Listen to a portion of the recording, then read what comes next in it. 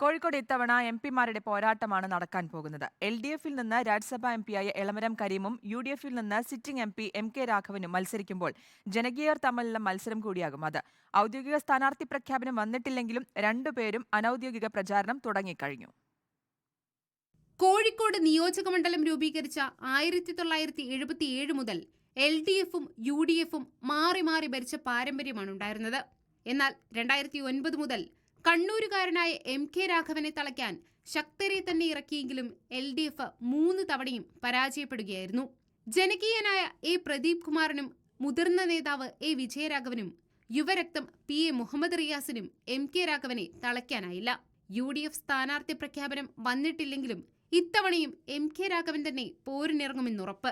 LDF-ൽ നിന്ന് നിലവിലെ രാജ്യസഭാംഗം എളമരം കരീം കൂടി വരുന്നതോടെ പോരാട്ടം 2 പാർലമെന്റ് അംഗങ്ങൾ തമ്മിലാകുമെന്ന കൗതുകം കാത്തിരിക്കുകയാണ് കോഴിക്കോട്. 2 എംപിമാരുടെയും പാർലമെന്റിലെ പ്രവർത്തനങ്ങൾ സൂക്ഷ്മമായി വിലയിരുത്തപ്പെടുമെന്നുറപ്പായ മണ്ഡലം കൂടിയാകും കോഴിക്കോട്.